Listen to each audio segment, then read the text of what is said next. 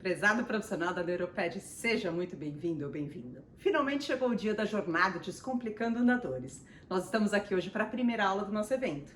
Eu, Rebeca Heder, sou fisioterapeuta especialista em neuropediatria, diretora das clínicas Espaço 7 e tenho mais de 20 anos de experiência clínica. Eu serei sua professora nessa série de 4 aulas que teremos ao longo dessa semana. Nesse evento, eu vou te mostrar como você pode desvendar o seu olhar sobre o universo de andadores para se tornar um profissional mais seguro e mais assertivo na hora de prescrever um andador e identificar o dispositivo mais indicado, de acordo com a individualidade de cada criança, seja para troca de passo ou para marcha. Mesmo que você não tenha conhecimento nenhum nesse universo dos andadores, ou que você esteja começando a atuar agora na Neuroped. Pode ser até que essa segurança pareça muito distante para você nesse momento, ou você pode simplesmente nem acreditar que é possível. Mas eu posso te afirmar que desvendar esse universo de andadores e as estratégias terapêuticas desse dispositivo vai transformar sua prática clínica, o seu raciocínio, para que você se torne um profissional mais seguro e assertivo na hora de prescrever um andador. Então me deu muito mais segurança para passar ali um modelo X para a família, com todos os acessórios, pensando que aquele investimento tem muito mais chance de ser realmente efetivo, né? Da criança realmente conseguir aproveitar e utilizar aquele modelo, aquele andador. Me trouxe mais segurança na prescrição, na minha prática clínica, assim como me sinto mais segura na montagem e regulagem, podendo auxiliar a família na aquisição e na mudança de tamanho durante o crescimento das crianças e dos adolescentes. Me acrescentou muito na minha prática clínica, me deixou com mais segurança para poder fazer as prescrições, experimentar as possibilidades de andadores. Eu me tornei uma profissional mais segura e mais assertiva na hora de prescrever um andador. Identificar e prescrever com precisão qual é o equipamento mais indicado para cada criança, seja para troca de passos ou para marcha, não tem preço. E hoje eu me sinto bem mais preparada para prescrever, bem mais preparada para quando os pais trazem essa demanda, poder indicar um andador mais ideal para essa criança e os recursos que esse andador disponibiliza para essa criança. Eu percebo uma diferença muito positiva no meu raciocínio clínico, tanto em relação a qual a melhor marca e o melhor modelo de andador prescrever para esse meu paciente, quanto em relação a pensar em estratégias e ajustes necessários nesse andador para proporcionar uma melhor participação com o melhor alinhamento possível desse paciente durante essa tarefa. Não sei se você que está assistindo essa aula me acompanha há mais tempo, ou se você me conheceu agora, mas os profissionais que já me acompanham lá no meu Instagram ou no Instagram da clínica gostam muito de ver o que eu compartilho nas redes sobre os pacientes, sobre a estrutura das minhas clínicas, os acessórios e toda a brincadeira que a gente faz por lá. Contudo, eu quero te dizer que nem sempre foi assim. Muita coisa aconteceu até chegar ao que eu tenho de estrutura hoje. E eu quero te contar sobre isso, porque essa história conecta muito com a aula de hoje, onde vamos falar dos dispositivos auxiliares de marcha. Sempre gostei muito de criança, e desde que eu me formei, a possibilidade de trabalhar com as crianças sempre me fascinou. Ser uma mediadora do brincar, do gerar movimento para as crianças é a minha missão de vida.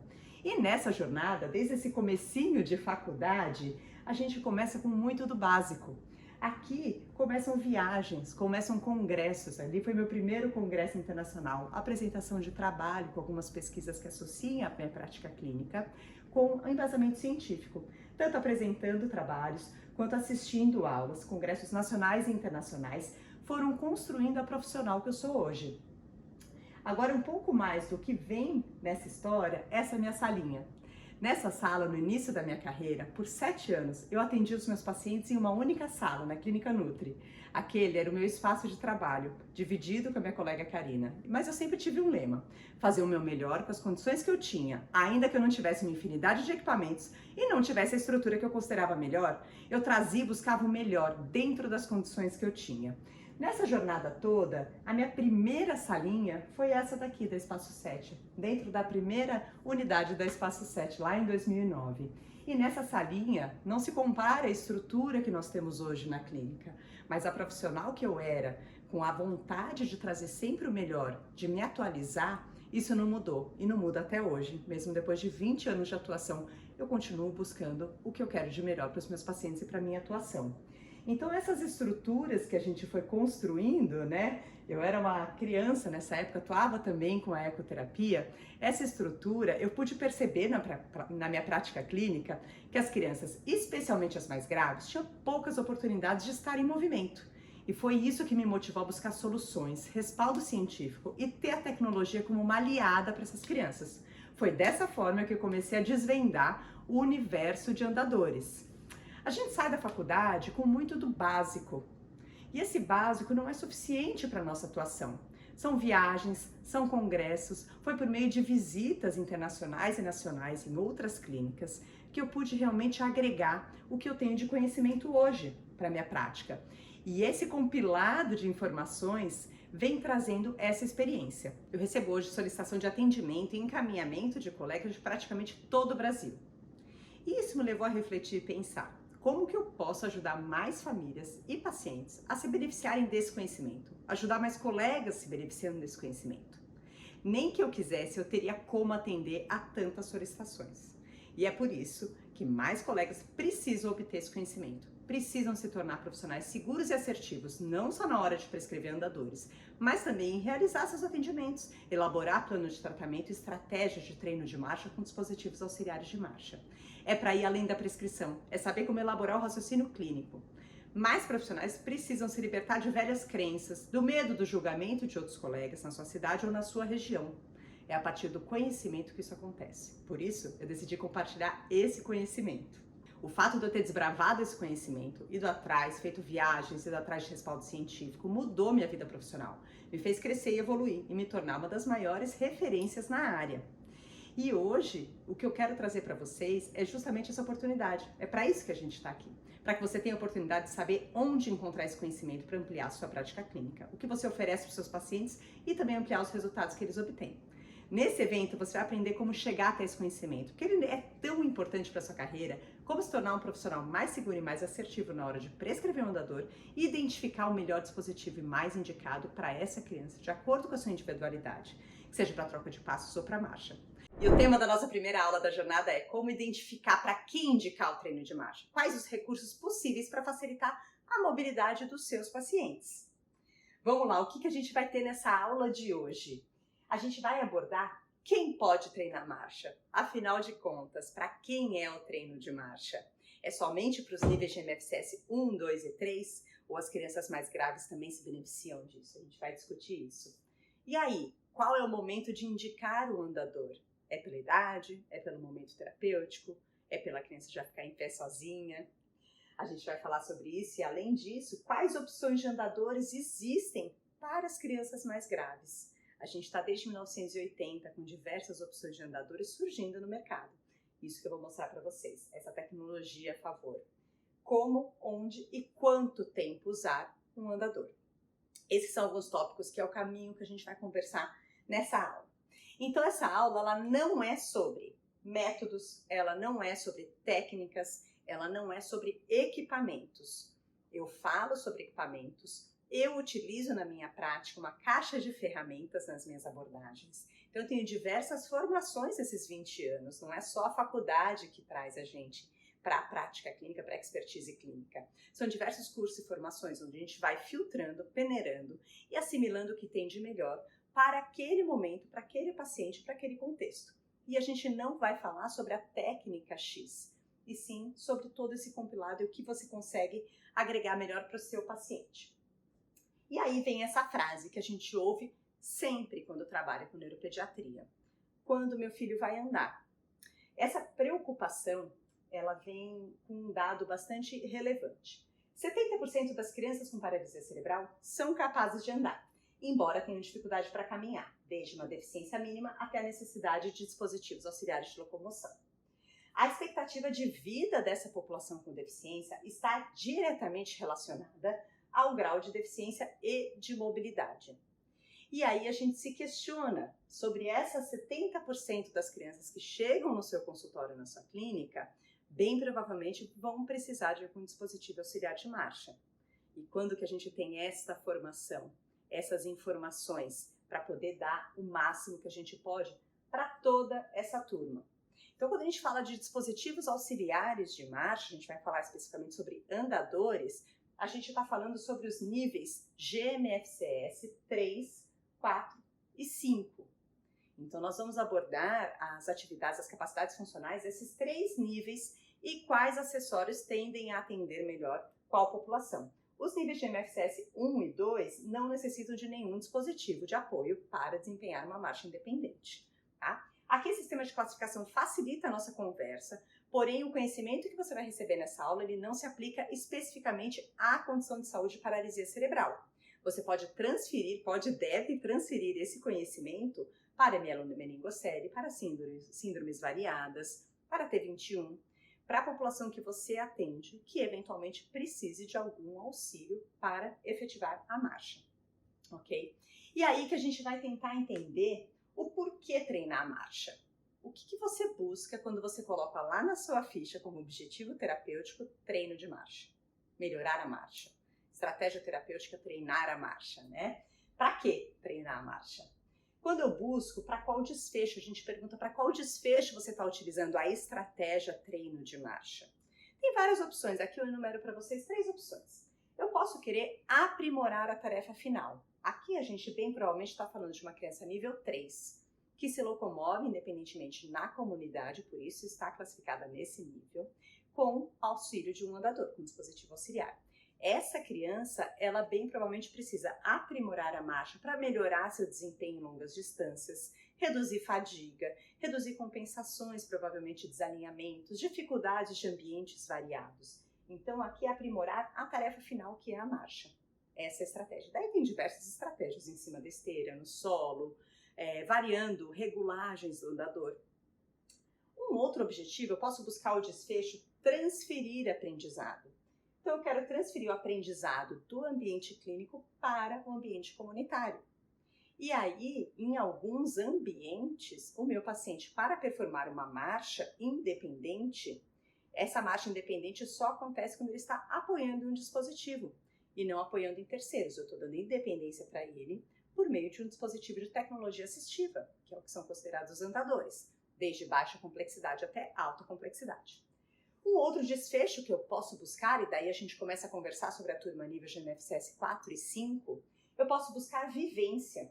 Eu posso, por meio da estratégia treino de marcha, treinar uma troca de passos. Eu posso buscar vivenciar o movimento e a troca de passos. Vivenciar uma ortostase ativa, movimentação dinâmica de membros inferiores, e talvez ativo assistido, e talvez até passivo. Mas a criança vivenciar o deslocamento do seu corpo no espaço, na postura em pé, e todo o contexto e todos os ambientes que ela pode explorar por meio dessa posição. Então, esses são alguns objetivos quando a gente pergunta por que treinar marcha. A gente tem para quem treinar marcha, essa pergunta, e também a pergunta do porquê treinar marcha. E aí é importante a gente alinhar as expectativas da família e dos terapeutas de toda a equipe para entender a diferença entre capacidade e desempenho.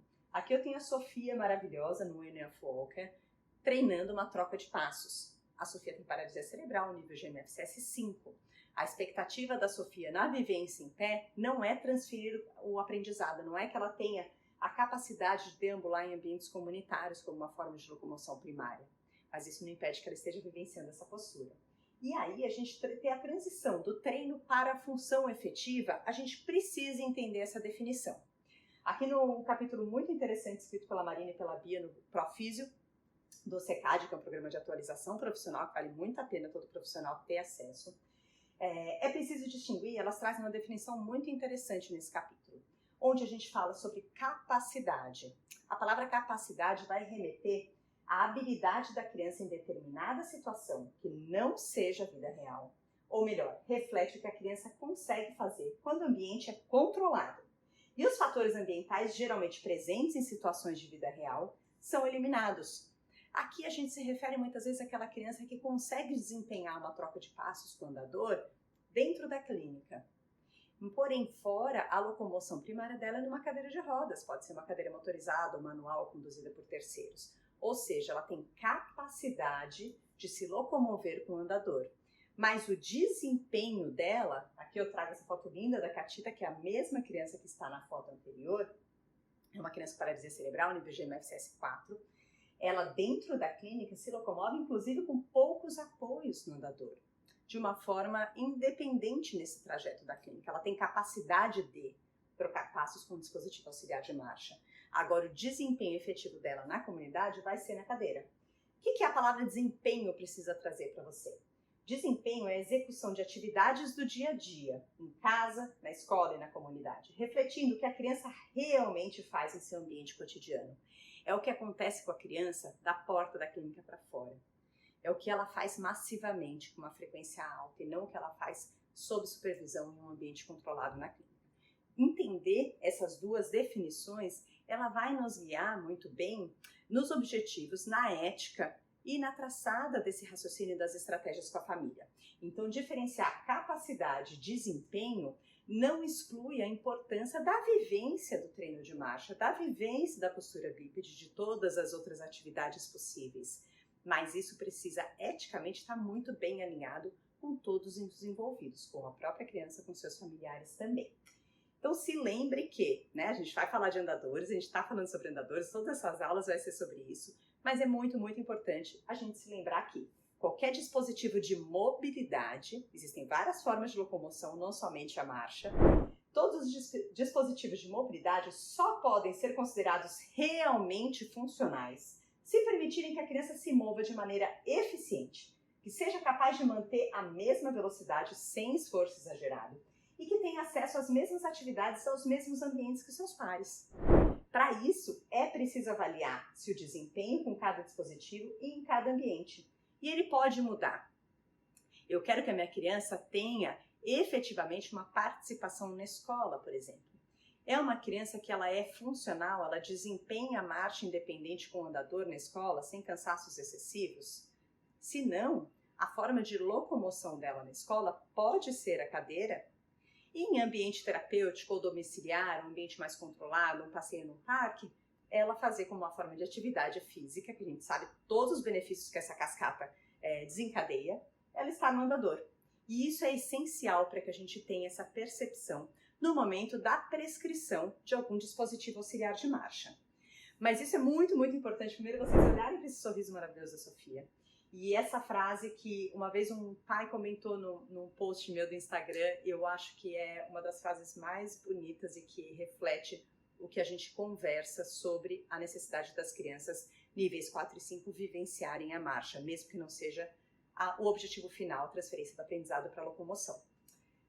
Então, a seguinte frase: talvez eu nunca consiga voar, porém saltar de paraquedas não deixa de ser uma boa e satisfatória sensação.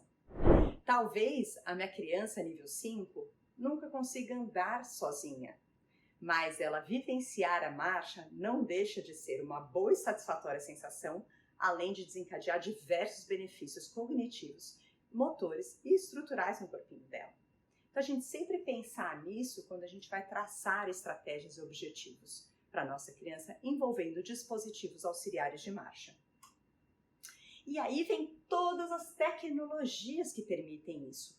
Quando que a gente pensava, há 20 anos aqui no Brasil, na possibilidade de uma criança, eu vou voltar aqui, por exemplo, como a Sossô, estar nesse alinhamento maravilhoso, nessa vivência, nessa felicidade, nessa independência, trocando os seus passos. A gente não pensava nisso em nível Brasil. Nível Estados Unidos, o que a literatura traz para a gente é que a partir de 1980 começou-se o movimento, na Califórnia principalmente, da adaptação de andadores para níveis mais graves. Aqui no Brasil, a gente foi recebendo essas mercadorias, esses equipamentos mais modernos, de 2 décadas para cá. E principalmente de 10 a 12 anos para cá, a gente tem mais acesso das famílias a esses andadores. Por isso que lá no comecinho da aula eu falei para vocês, nem que eu queira atender todo mundo que me busca para uma avaliação para prescrição de andador, eu dou conta. Eu nem quero dar conta. Eu quero que você seja uma autoridade na sua região para conseguir fazer essa prescrição. Uma família não precisa viajar do Tocantins para São Paulo para a gente conversar sobre andadores, porque ninguém nunca falou para ela que o filho dela de 5 anos, nível 5, precisava estar em pé e andando e vivenciando a troca de passos desde os 12 meses de idade, né? E aí a gente pensar sobre a tecnologia, que hoje a gente chega a ter o auge, hoje, 2022, o que a gente chega a ter é um exoesqueleto numa marcha robótica. A gente vai falar um pouquinho mais para frente dele, do Trexel. Esse é o auge da tecnologia, dos dispositivos auxiliares de marcha na neuropediatria. A tecnologia, ela vem sim quanto aos andadores. Esse menino de Mabumbi é a coisa mais linda. Ela vem com os andadores, ela vem com as esteiras, que são um artigo de luxo no consumismo terapêutico que a gente tem. As esteiras neurológicas, neurofuncionais, enfim, existem várias nomenclaturas, mas o que quer dizer que são esteiras que se adaptaram à demanda de mercado das nossas crianças que precisam vivenciar a marcha, independente da condição que ela tem de trocar passos e que muitas vezes estava vinculada a uma esteira comercial que começa a 1 km por hora, 1,2 km por hora. 0,8 há uns 8, 10 anos atrás era o mais devagar que a gente conseguia comprar uma esteira. Aquelas esteiras domiciliares, sabe, de guardar embaixo do colchão? Foi a primeira que eu tive que eu falei, nossa, achei uma da Kikos na época, a 0,5. Fazendo um adendo aqui do que eu falei da marca Kikos ou algo assim, eu não tenho vínculo comercial com nenhuma empresa, não vendo nenhum produto, ok? Então, meu atendimento é de fisioterapia. Eu falo de várias marcas e vou falar de várias marcas de andador, de qualquer coisa, mas sem nenhum vínculo, nenhum conflito de interesses. Eu acho importante tanto para compartilhar esse conhecimento com vocês, quanto para facilitar o acesso, muitas vezes, que você vai se aprofundar e pesquisar sobre o nome de alguma marca. Então, a gente tinha a primeira esteira que eu tive lá na minha salinha, há uns 13 anos, era essa da Kikos, dobrávelzinha de por embaixo da cama, que começava a 0,5 km por hora. Fiquei feliz da vida que achei ela. Uma manta minúscula, enfim, né? Uma largura de manta, a área para os pés da criança deambular eram pequenas, mas é o que a gente tinha naquela época. E então foram surgindo esteiras que começam hoje, as esteiras que eu tenho nas minhas clínicas, começam a 0,1 km por hora. E vão progredindo a cada 0,1 km por hora. Isso permite um controle de resposta, um tempo de resposta para a criança, ou para o jovem, ou para o bebê, na troca de passos sobre a esteira, por exemplo, se essa é a estratégia. Então, a esteira é um dos artigos que a gente tem hoje, um dos equipamentos que a gente tem hoje, que é muito buscado, com um nível de investimento ainda bastante alto, mas muitos colegas acabam tendo nas suas clínicas por facilitar a condução manual na troca de passos e todos os controles e ajustes que a gente tem quando a gente fala de treino de marcha sobre a esteira. Além das esteiras, a gente tem exoesqueletos. O Traxo Robotics é o primeiro exoesqueleto que ele vem para fora de ambiente clínico, para fora de um laboratório, de uma instituição, como a gente tem há muitos anos o Locomat, por exemplo, da Rocoma.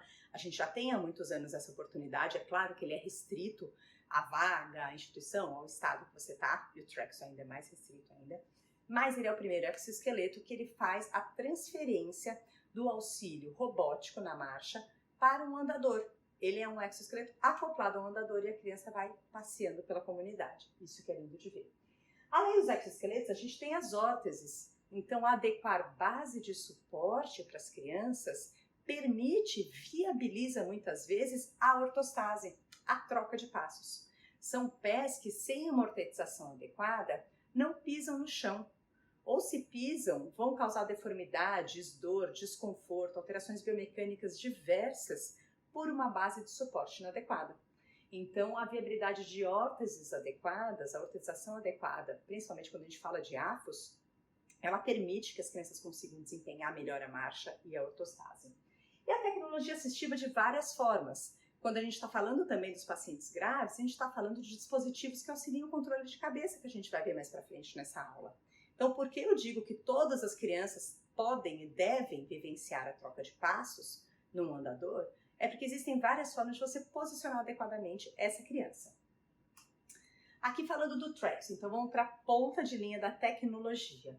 O Traxo é esse exoesqueleto acoplado a um andador, que no caso até hoje, né, eles não lançaram uma outra possibilidade, mas até hoje a única forma dele ser acoplado é no andador Rifton Pacer dinâmico, que é o modelo novo da marca Rifton modelo Pacer. O Traxo não é da Rifton, as pessoas às vezes confundem essas marcas, mas ele foi desenvolvido para ser agregado aqui. Aqui a gente tem a Ellie linda, deixa eu botar aqui o vídeo dela. Então ela está utilizando o andador e o exoesqueleto acoplado nela. Os acessórios deste andador vão ser prescritos pelo terapeuta. E existem tamanhos, formas de se adequar e ter acesso a esse exoesqueleto. Por enquanto, ele só é vendido no Canadá, importado para os Estados Unidos. A gente já teve uma família que chegou no Brasil com ele, mas não é algo que para a América Latina chegou ainda pra gente, infelizmente. Ele custa na faixa de $40 mil. Então, não é uma coisa fácil. Ele sozinho, sem um andador. Mas ele é maravilhoso e as evidências científicas... Espera que eu pulei aqui. Vou falar do Trax de novo. As evidências científicas para a marcha robótica, elas vêm saindo cada vez mais robustas, que a gente sabe que você conseguir massificar um aprendizado de troca de passos, determinando ritmo e cadência que dê fluidez para a marcha, é o ideal dos mundos. E isso que seja transferido para um treino domiciliar, que é o objetivo, que esse Trax esteja em casa com o paciente, com a sua família, aí a gente entende que os resultados dessa prática massiva vão ser muito melhores do que quando seu paciente só treina a marcha duas vezes por semana na clínica com você. Quando que a gente vai começar o treino de marcha? Quando a gente vai falar de quando começar, o que a literatura traz pra gente é que a ortostase, o ficar em pé, precisa ser começado aos 9 meses de idade. E daí que lá na abertura eu falei pra você, de você ir contra, às vezes, o pensamento, o julgamento de colegas, de crenças antigas. Aqui a gente bate numa crença antiquíssima, que é, se a criança não senta sozinha ainda, ela não pode ficar em pé, quiçá andar. Se a criança não controla a cabeça ainda, ela não pode ficar em pé, nem sentar, né? Fica trabalhando prono muitas vezes. Ela não pode sentar, ela não pode ficar em pé e ela não pode andar. E tudo isso já caiu por terra. A literatura traz de uma forma muito consistente para os profissionais. E eles precisam estar atualizados e quebrar esses paradigmas antigos. Realmente, há 20 e poucos anos, a gente tinha essa conversa. A gente não tem já há muito tempo, a gente já quebrou esse modelo hierárquico de desenvolvimento. E quando a gente fala de pessoas com deficiência, crianças e bebês com deficiência, a gente privá-los de todos os benefícios que as posturas altas, estáticas como a ortostase ou dinâmicas como o treino de marcha, abrem os caminhos para outros aprendizados, para a cascata de melhora de fala, melhora de deglutição, de componentes de motricidade visual, de tomada de decisão, de participação e interação social. Tudo isso ele vem sendo desbravado quando você tira a criança de posturas baixas e a faz vivenciar a ortostase. E cascatas estruturais também, onde a gente consegue uma melhor modelagem óssea. A vigilância de quadril, o programa de vigilância de quadril, dentro dele é necessária a ortostase da criança por 60 minutos todos os dias. Então você já poder vivenciar com seu bebê a postura em pé aos 9 meses é o que a literatura te dá de maior respaldo. E o treino de marcha por volta dos 12 meses. Sim, se a criança não senta ainda, é para treinar marcha. Se a criança não segura a cabeça, é para treinar marcha. A Rebeca está falando que é para ficar 30 minutos com a criança na esteira? Não. O que eu estou te dizendo é que a criança vivenciar a troca de passos, independente da quantidade de apoio que você precisa dar, deve fazer parte do seu programa terapêutico. E por volta dos 12 meses, porque algumas crianças, esse pezinho, por exemplo, da Maria Helena, ela tinha 11 meses nessa época. Ela já estava demonstrando interesse de trocar passos, uma criança com nível 4. Então sim, eu coloquei ela para vivenciar essa troca de passos sobre uma esteira e sobre solo também, ok? E aí a gente vem para abre um cardápio de repente, que eu adoro esse gifzinho. Quando a gente fala, puxa, então tá bom, a Rebeca falou que por volta dos 12 meses toda criança precisa treinar a marcha. Muitas crianças vão precisar de apoio. E aí? Vou prescrever um andador. Você abre lá, dá um Google e você fica ali, né? Assim, tipo, esse ou aquele? Que andador escolher? Quando você abre uma página de cardápio de andadores hoje, em 2022, a gente tem só Brasil, tá? Então aqui é só o que é vendido no Brasil. Só tudo isso. E aí, quanto que a gente vai decidir? Isso quando os pais às vezes não passam já essa parte na sua frente e já chegam na clínica com um andador para a criança. Falam, achei na internet, comprei usado de segunda mão e aqui, ó, esse andador. Mas se você está pensando em prescrever, porque você já entendeu a necessidade da sua criança de estar em pé e vivenciar a troca de passos a partir de 1 ano de idade, você começa a se deparar com vários andadores que até um com o outro pode até ser parecido. E aí quando você entra naquele formulário tem um monte de acessório para escolher. Tem um monte de estratégia que pode resultar num bom desempenho da troca de passos ou ser um desastre se a criança não sair do lugar. E nessa escolha desse universo, a gente tem várias formas de começar a desenhar um raciocínio clínico para direcionar a sua avaliação para o momento da prescrição do andador. Então os andadores eles variam como um tipo de apoio, por exemplo. Posso ter andadores de configuração anterior ou posterior. A sua criança, para deambular, para começar a trocar passos, quando a gente vai avaliar uma criança, eu começo a observar que tipo de apoio facilita ela para esse desempenho. É um apoio meu em nível torácico alto? É um apoio em nível de tronco inferior? É um apoio de mãos na condução da marcha? Você observar isso, você observar e conversar com a família qual ambiente esse andador vai ser utilizado. É uma família que mora num apartamento ou mora numa fazenda? É uma criança que vai levar o andador para a escola ou vai brincar na terra e na grama, por exemplo? Isso faz muita diferença no momento da prescrição. Você olhar para as rodas, você olhar para a estabilidade, você olhar diversos fatores em relação ao ambiente. Cada andador tem suas peculiaridades e performa melhor em cada ambiente. As formas de locomoção precisam ser consideradas. A marcha será a única forma de locomoção dessa criança? Ou o andador será complementar para momentos do dia onde a criança vai se locomover em pé, enquanto isso, em outros momentos, para longas distâncias, para outras situações, ela tem uma cadeira. Então, considere sempre todas as formas possíveis de locomoção para o seu paciente. E aí sim a gente começa. Vou utilizar bengalas? Vou utilizar andador? Qual cadeira vai ser traçada? Tudo isso precisa ser discutido com a família. E uma vez prescrito, a gente começar a entender dentro das estratégias terapêuticas da utilização do andador, aonde você vai com esse andador? O treino de marcha só acontece na esteira? Ou a gente mesmo durante o momento da sua sessão de fisioterapia, você vai utilizar o solo em uma estratégia, a rua em outra estratégia? E por que escolher cada uma dessas estratégias? É o que define o profissional traçando um raciocínio clínico adequado. Não é porque hoje está assim que eu vou para a rua, não é porque eu tenho uma esteira maravilhosa, cara para dedéu, que eu só vou utilizar a esteira e não vou transferir esse aprendizado para solo e nunca vou transferir esse aprendizado para a rua, por exemplo, ok? E aí, quando a gente fala de transferir esse aprendizado e sair da esteira, por exemplo, muitas vezes é a pergunta, andar para quê? A gente precisa de motivação para se locomover, as nossas crianças precisam de motivação para sair do lugar para se locomover. Esse vídeo maravilhoso, a gente tem a Sofia com a Madu, que é cantoterapeuta da Alessandra Torre, que é terapeuta ocupacional. A gente estava brincando dela passear com a Madu pela clínica. Era uma forma dela ser muito, muito motivada a trazer a Madu pelo corredor. Então ela está conduzindo, são duas guias, né? A terapeuta vem aqui no controle do cão e daí a Sofia ela vai tendo um motivo para andar. Por que ela vai sair de uma ponta do salão para chegar na outra? Porque eu falei, agora vai, Sofia, anda. Para a criança isso não faz sentido nenhum.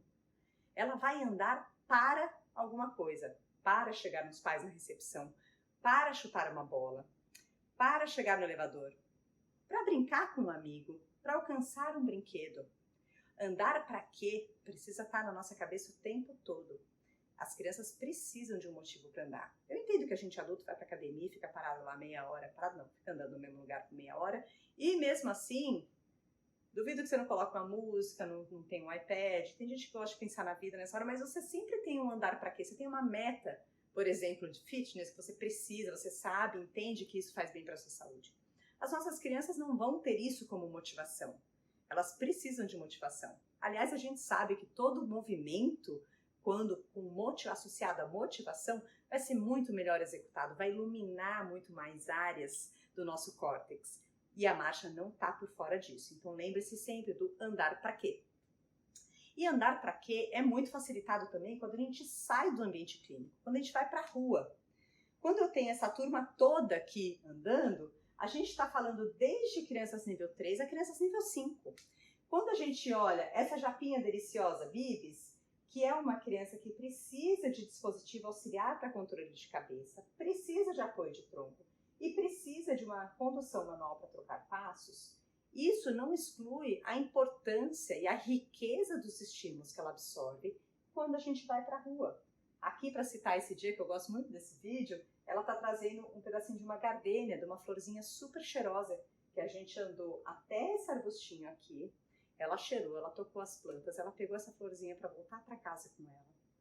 tirando todos os estímulos físicos que a troca de passos, mesmo que ativa assistida, traz para esse corpinho, os benefícios cognitivos de estar em um ambiente aberto, participando, interagindo, vivenciando cheiro, luz e tudo o resto que a rua traz pra gente.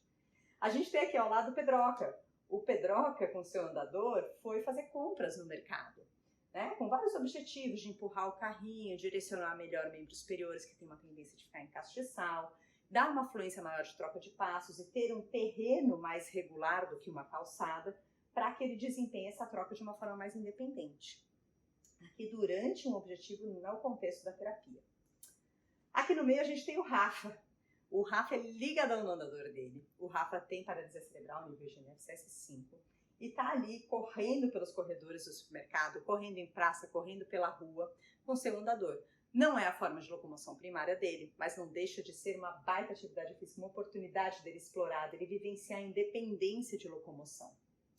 Tanto quanto o Matheus aqui, com 19 anos nessa época, performando diversas manobras e trabalhando o controle dele com o andador nos corredores do supermercado, num contexto de escolha com a mãe das compras, dos laticínios, do que mais a gente estiver comprando no mercado. Aqui está sendo trabalhada a navegação dele, a forma dele manusear o andador e navegar nos corredores, dando ré, fazendo curvas, e ele performa muito bem isso. Não é a forma de locomoção primária dele, ele se conduz de forma independente de uma cadeira motorizada, mas não exclui toda a necessidade dele estar em pé e praticando toda essa atividade física que é para ele. Tanto quanto é para a Catita aqui. Ela aprendeu o momento de parar, o conceito de uma faixa de pedestres, aumentando seu repertório de conhecimento sobre ambientes comunitários. Então são vários aspectos que ficaria aqui por mais de hora falando do que cada imagem maravilhosa dessas traz para essas crianças, em tantos aspectos físicos e emocionais. Então, não tem por que privá-las de tudo isso, porque elas são níveis 4 e 5. Espero que isso eu consiga trazer para vocês essa compreensão.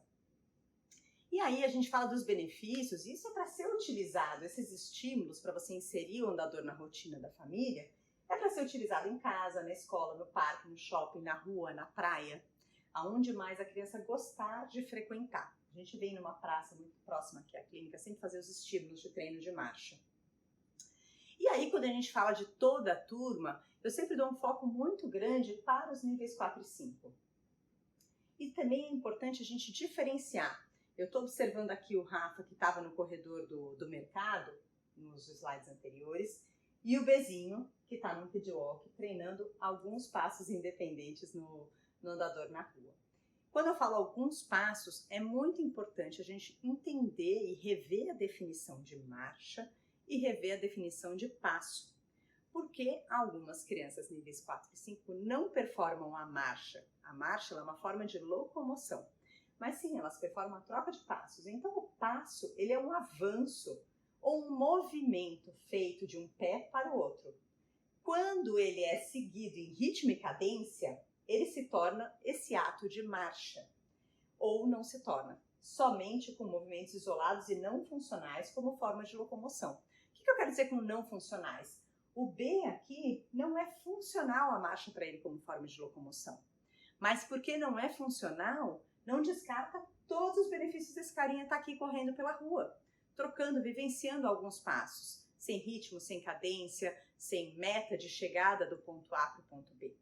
Então, a gente entender isso nos leva a entender a importância de que, mesmo sem prognóstico de marcha funcional independente, você estimular a capacidade de se movimentar na posição ereta para qualquer direção desejada com o auxílio de um andador é uma experiência importantíssima para pessoas com deficiência. A gente sabe que ela reflete no aumento da qualidade de vida e da expectativa de vida do indivíduo. No momento da prescrição, precisa estar muito bem alinhado os objetivos e perspectivas com familiares. Então, entender, por exemplo, aqui é o Bezinho de novo, e eu e o Will, fisioterapeuta colega aqui da clínica, estamos ele está em outro andador, era uma outra época, com o headspot, experimentando a sua capacidade de trocar passinhos. Quando eu coloco o Bezinho aqui, a família dele está entendendo que quando ele vai para o andador, não é que necessariamente daqui a alguns meses ele vai andar sozinho nesse andador. Não sei se ele vai andar sozinho nesse andador, ninguém sabe. Hoje não é o nosso objetivo. Então, entender no momento da prescrição qual o meu objetivo para essa atividade. Quando eu falo com a Charlene, mãe do B, eu converso com ela, ela já sabe que esse objetivo é para que ele vivencie, para que ele se movimente, para que ele ative a musculatura contra a gravidade. Então, tenho vários objetivos para ele e que não como tarefa final. Não hoje, não nesse momento. Como com a Helena aqui. A Helena tem algumas adaptações para vivenciar alguns momentos ativos, a maioria dos movimentos passivos, de troca de passos. Com uma baita felicidade de brincar de pega-pega. Então, isso é que mesmo sem o prognóstico funcional de marcha independente, traz diversos outros benefícios. Por isso que a gente fala dessa turma nível GMFCS 4 e 5. E a gente precisa lembrar de uma coisa muito importante. Em média, 70% dos pacientes que a gente recebe, que eu falei no começo da aula, que a gente recebe aqui na Neuroped, precisa de algum dispositivo auxiliar de marcha. E aí eu devolvo uma pergunta para você. Você está preparado e seguro para entregar o melhor para esses pacientes que te procuram? Quantos profissionais você conhece que dominam conhecimento sobre o universo de andadores? Me fala. Domina. Né? Não é que sabe que existe um andador. Né? Quem domina tudo aquilo para saber o momento, para saber o modelo, para saber tudo. Quem tem assertividade e segurança para saber quando, como e para quem prescrever adequadamente o andador. Para você ser assertivo, é uma baita responsabilidade. Eu prescrevo, às vezes, andadores que vão custar 40, 50 mil para a família. Eu preciso estar com muita segurança no momento da minha prescrição, porque a consequência financeira, emocional de uma expectativa traçada e desencontrada da realidade daquele dispositivo, do quanto aquele dispositivo pode auxiliar a criança, podem levar a frustrações muito grandes, podem levar por exemplo, eu não conseguir prescrever e o seu paciente acabar vindo me procurar para uma avaliação, para uma prescrição. E imagina se você tem essa segurança. Quem mais que você conhece que tem essa segurança por aí onde você trabalha e que tem acesso a esse conhecimento para poder fazer tudo isso? Saber quando, como e para quem prescrever adequadamente um andador. E aí, por que você deve entender sobre esse universo? Por que eu criei essa jornada do Desvendando Andadores? Cada vez mais cedo, a gente é procurada pelos nossos pais com expectativas e dúvidas sobre o início do treino de marcha e os estímulos para ficar em pé. Por que eu digo cada vez mais cedo? Antigamente, a gente vai envelhecendo, a gente vai usando muito mais esse termo antigamente. Antigamente, os pais esperavam o fisioterapeuta da criança, a fisioterapeuta da criança, indicar para pode indicar o andador. Alguns ainda esperam, outros têm acesso a redes sociais, têm acesso ao Google, têm acesso às lojas. E eles mesmos já percebem que, puxa, a Rebeca falou ali no Instagram dela que toda criança a partir de 1 ano de idade precisa vivenciar a marcha, precisa estar em pé. E não é raro, pelo contrário, é muito comum eu receber crianças para avaliação de 5, 7 anos de idade que nunca foram colocadas em pé. Ah, mas porque o profissional está estimulando a postura sentada. Ok, tem que estimular a postura sentada por diversos outros benefícios funcionais, de adequação postural, gerenciamento de deformidade para o sentado, sem dúvida nenhuma. Mas também esse carinha precisava vivenciar o em pé desde os 9 meses de vida. E daí vem as luxações de quadril, vem as deformidades, vem as perdas de massa óssea, as alterações circulatórias, a impotensão postural quando eu colocar um rapaz de 7 anos de idade em pé pela primeira vez. Então, cada vez mais cedo, os pais estão buscando e cobrando nós, fisioterapeutas, para esse conhecimento, porque o acesso à informação é aberto. Você que está assistindo essa minha aula não precisa ser fisioterapeuta. A gente não está conversando sobre isso somente nas salas de faculdade, ou de congressos, ou de cursos. A gente está conversando em redes sociais, a gente vê essa informação no YouTube. Os pais conversam entre si, tanto em redes sociais quanto nos corredores das clínicas. Então, eles têm buscado muito mais esse tipo de informação e cobrado os colegas. Então, você vai ser cobrado em algum momento, puxa, mas por que você não prescreveu andador para o meu filho ainda se ele já tem 5 anos de idade? E aí, como que vai ser essa conversa? Né? Você está embasado do que você está traçando de objetivo com essa família, se isso está bem alinhado com a família e as suas metas? Afinal, que pai que não deseja buscar o melhor para o seu filho? Muitos pais chegam com a informação sobre a marca, sobre o modelo, a partir de vídeos, informações que vêm na internet. Imagina como seria se você, fisioterapeuta, não souber nem qual é o modelo, quais acessórios aquele andador possui, seria adequado ou não para o seu paciente. Se você não responder essa demanda dessa família, muito provavelmente o que vai acontecer é você ser trocado por outro terapeuta. Você acaba perdendo o seu paciente. Quero que você veja que a minha aluna Angélica fala exatamente sobre atender essa demanda que vem dos pais e dos pacientes dela.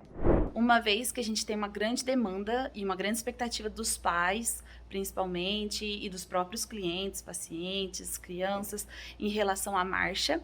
E hoje eu me sinto bem mais preparada para prescrever, bem mais preparada para quando os pais trazem essa demanda, poder indicar um andador mais ideal para essa criança e os recursos que esse andador disponibiliza para essa criança. Tem mais uma coisa, o mercado evolui muito rápido em desenvolver tecnologias, acessórios, auxílios e ajustes dos andadores. Todo mês eu descubro algum acessório novo que foi lançado, ou um andador que chegou no Brasil, ou um andador que está sendo estudado fora. O mercado está evoluindo muito rápido, por vários motivos. Entre eles, a gente destaca uma demanda de mercado. Então, o consumo de andadores por clínicas, por profissionais e por famílias de pessoas com deficiência tem aumentado muito. Acesso à informação gera busca pelo dispositivo. E as empresas estão entendendo isso. Tanto que a gente tinha 3 marcas no Brasil, há 15 anos, que a gente tinha realmente acesso a andadores. Hoje a gente já tem vários revendedores, vários modelos que vocês viram naquele slide, mais de 20 modelos. E isso tende a crescer mais. As tecnologias avançando tendem a atender cada vez melhor essa população. Tanto a população de baixa renda, com algumas opções no mercado. A gente tem, por enquanto, 3 marcas brasileiras que fabricam no Brasil andadores, mas diversos outros revendedores de andadores importados. E a gente sabe que existe uma grande expectativa dos familiares e até mesmo dos terapeutas sobre colocar a criança no andador e sair andando. Eu vou te dizer que em 90% dos casos isso não acontece. Os ajustes prévios e durante o uso é que vão ditar um bom desempenho ou não da criança no andador. Se a criança tiver algum desconforto, algum ajuste necessário ainda, ela não vai desempenhar uma marcha adequada. E se você não domina os acessórios e as possibilidades todas de adequação e ajuste, você não vai conseguir resolver esse problema. A gente fica, às vezes, achando que é a criança que não está querendo andar, quando muitas vezes é o dispositivo que não está facilitando para essa criança andar. Então, e se você não domina os acessórios e as possibilidades todas de adequação e de ajustes, você não vai conseguir resolver o problema, vai continuar achando que o problema está na criança e muitas vezes está no dispositivo ou no ajuste dele. Se você atende crianças acima do nível GMFCS3, você precisa entender o universo dos andadores para saber o momento certo para a prescrição, qual dispositivo vai ser prescrito e ainda, no caso de um paciente que chega até você já com andador, por exemplo, você vai precisar entender que tipo de ajuste você pode fazer e que fazem toda a diferença no desempenho do seu paciente. Como elaborar a estratégia de intervenção com o uso do andador. Agora imagina você poder ser referência na sua região. Em grande parte das cidades do país não existem terapeutas que dominam esse conhecimento, que são referência, que têm segurança para